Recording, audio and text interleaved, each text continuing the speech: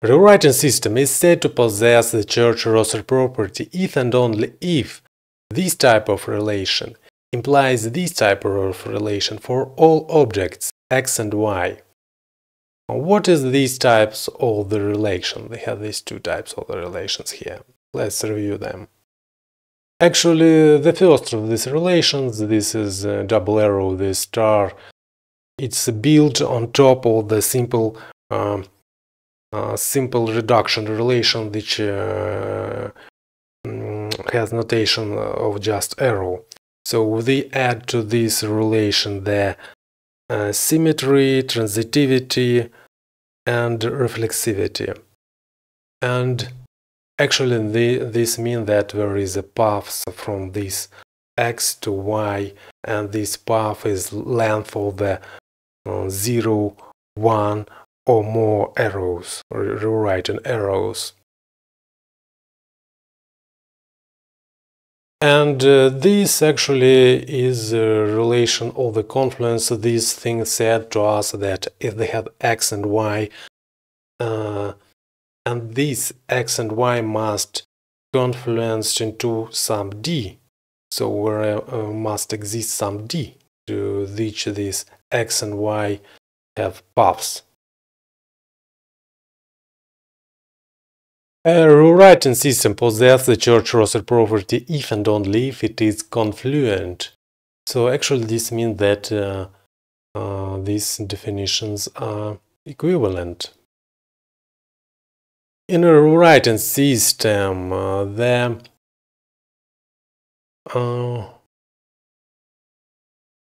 Church-Rosser property, the word problem, may be reduced to the search of the common successor. So we have some two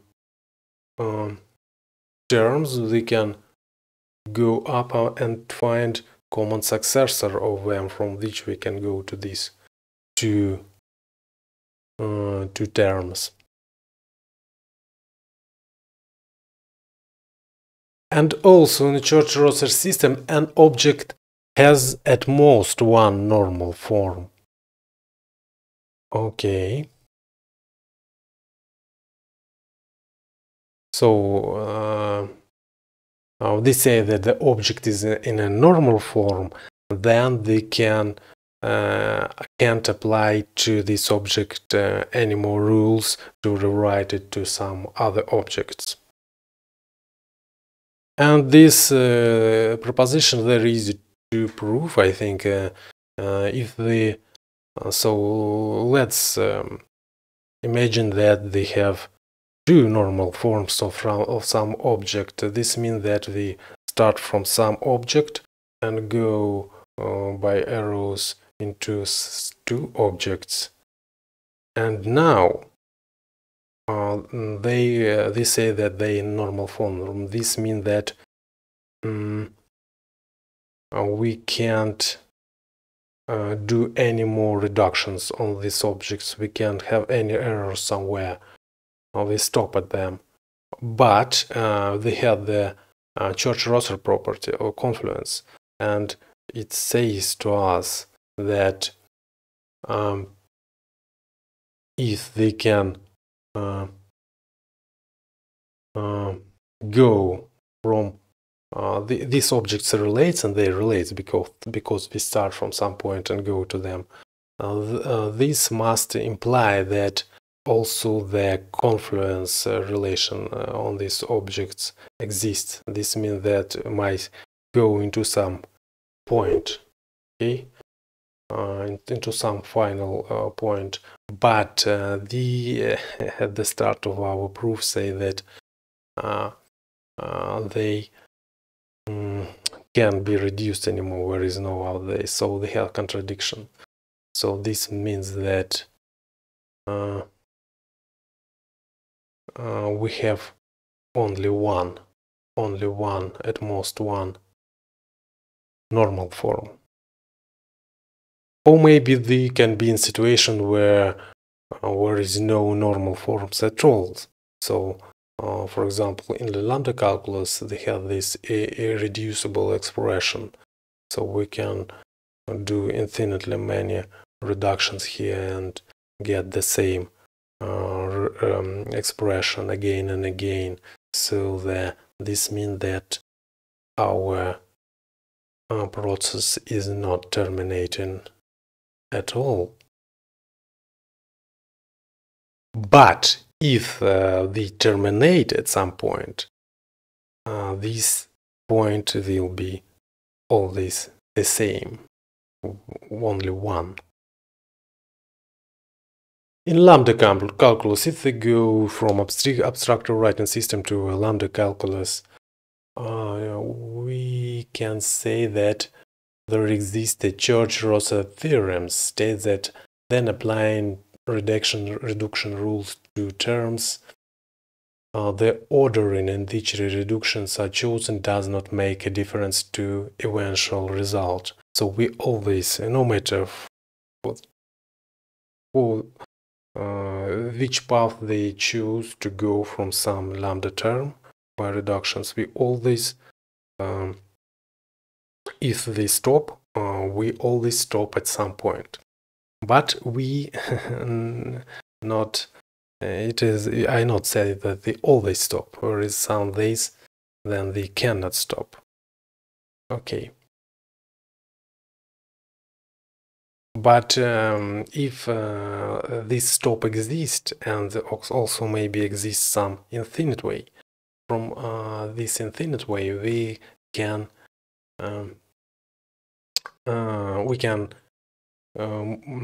start to moving from this infinite way to other finite way, the finite point, if our final point exists. So, and this diagram is represent this spots.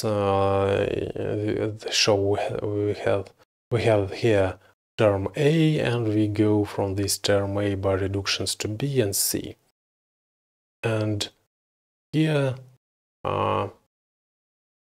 they say that there must exist D if these paths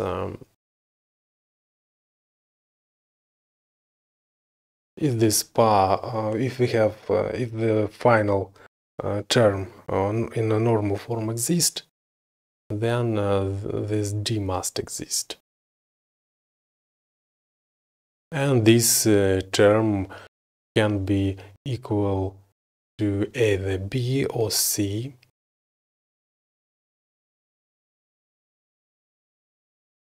One type of reduction in the pure type lambda calculus for which the Church-Rosser theorem applies is beta reduction, in which a subterm of the form lambda x dot t s is contracted by the substitution to the body t the x with s. So we everywhere in t we replace x with s. And if beta reduction is denoted by this this substitution, and we also apply the reflexivity, transitivity, and take the reflexive transitive closure, which we can annotate as this arrow, double arrow, I think, with B. When the Church-Rosser theorem defined like this, they say that for any terms m, n1 and n2 which belongs to our terms, if term m is reducible by beta reduction, which we defined here above with these properties, reflexivity, transitivity. If it is reducible to n1 and m is reducible to n2, then there exists some lambda term x to which n1 and n2 must be reduced. Okay.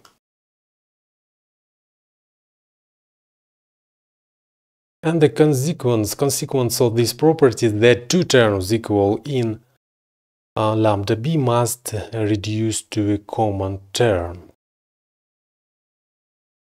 So actually here's some notion of equality. If they have two terms m and n which belong to our lambda terms, if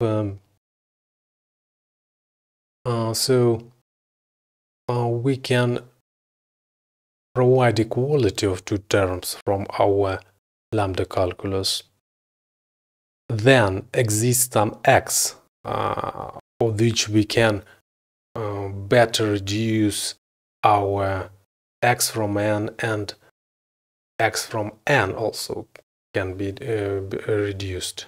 So m and n must be reduced to some x. And this theorem also applies to heteroreduction, in which a subterm lambda x dot s x is replaced by just s.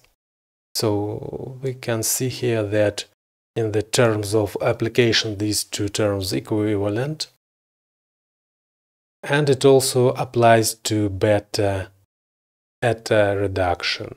And this actually beta heteroreduction is the union of the two reduction rules, so the heteroreduction rule and the beta reduction rule.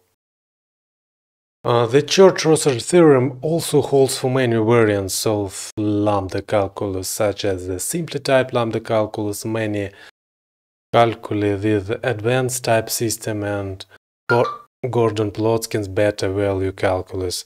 Plotkin also used the Church-Rosser theorem to prove that the evaluation of functional programs for both lazy evaluation and the eager evaluation is a function from programs' two values, a subset of the lambda terms.